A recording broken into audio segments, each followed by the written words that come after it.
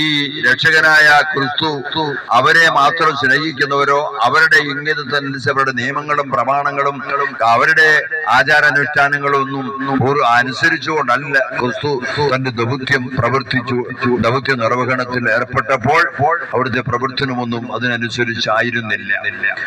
കാരണം അതുകൊണ്ട് തന്നെ അവര് ആ രക്ഷകനെ മനസ്സിലാക്കാൻ അവർക്ക് കഴിഞ്ഞില്ല. അവരിപ്പോഴും രക്ഷകന് വേണ്ടി കാത്താണിരിക്കുന്നത്.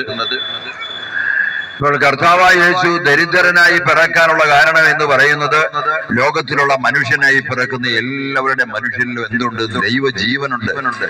ദൈവത്തിന്റെ നിശ്വാസത്താൽ സൃഷ്ടിക്കപ്പെട്ട ഏതൊരു മനുഷ്യന്റെ ഉള്ളിലും എന്തുണ്ട്? ജീവനുണ്ട്, ആത്മാവുണ്ട്. അത് ദൈവം വിലമതിക്കുന്നു, ഏതൊരു മനുഷ്യന്റെ ആത്മാവിനെ. അപ്പൊ അതിനാൽ തന്നെ എല്ലാ മനുഷ്യരെയും തന്നോട് ചേർക്കാൻ വേണ്ടി അവൻ കാലിത്തൊഴുത്തിൽ ദരിദ്രനായി പിറന്നു. ഇപ്പോൾ നമ്മുടെ ഭാരതത്തിലേക്ക് നോക്കുമ്പോൾ അല്ലെങ്കിൽ നമ്മള് ഭാരതത്തിന്റെ ഈ കഴിഞ്ഞ സംഭവങ്ങൾ ഞാനൊന്ന് ഇവിടെ പറഞ്ഞതാണ്, എങ്കിലും അതോടനുബന്ധിച്ച് നമുക്ക് മുന്നോട്ട് പോകാൻ കഴിയുകയുള്ളൂ. അപ്പോൾ ഈ ഛത്തീസ്ഗഡിലെ 2 കന്യാസ്ത്രീമാരെ അറസ്റ്റ് ചെയ്ത് നമ്മുടെ ഭാരതത്തിന്റെ സംസ്കാരമൊക്കെ നമ്മൾ വളരെ നന്നായിട്ട് പ്രകീർത്തിക്കാറുണ്ട്. ഉയർന്ന സംസ്കാരമാണ്, ഉയർന്ന ഭാരതത്തിന്റെ സംസ്കാരം മേൽത്തരം സംസ്കാരമാണെന്നൊക്കെ നമ്മൾ പറയാറുണ്ട്.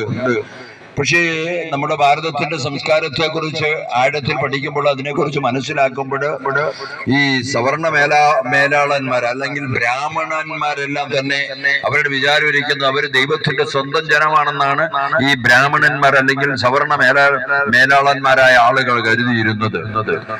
അവിടെയാണല്ലോ സംസ്കൃതം എന്ന് പറയുന്നത് ദേവഭാഷയാണ്. അത് അവർക്ക് വേണ്ടി നൽകപ്പെട്ട ദൈവത്തിന്റെ ഭാഷയാണ് സംസ്കൃതം. അപ്പോൾ ഈ ബ്രാഹ്മണന്മാരല്ലാത്ത ആളുകൾക്ക് ഈ സംസ്കൃതം പഠിക്കാനോ ചൊല്ലാനോ അവകാശമില്ല. മാത്രമല്ല അവർ സ്ത്രീകളെ അത് പഠിപ്പിക്കാൻ അനുവദിച്ചില്ല. കാരണം പുരുഷ മേധാവിത്വം എന്നതുപോലെ അവർ ഈ സംസ്കൃത ശ്ലോകങ്ങൾ ചെല്ലുമ്പോൾ അത് തന്റെ ആഴത്തട്ടിലുള്ള അല്ലെങ്കിൽ മനുഷ്യനെ വേർതിരിച്ച് വ്യത്യസ്ത ഗണങ്ങളായി തിരിച്ചതാണ് ഈ ഭാരതത്തിന്റെ സംസ്കാരം എന്ന് പറഞ്ഞാൽ. ഈ ബ്രാഹ്മണന്മാരുടെ സംസ്കാരം എന്ന് പറഞ്ഞാൽ ശിരസ് ബ്രാഹ്മണൻ, അതായത് ദൈവത്തോട് ചേർന്ന് നിൽക്കുന്ന ദൈവത്തിന്റെ സ്വന്തം ആളുകളാണ് ബ്രാഹ്മണന്മാര്.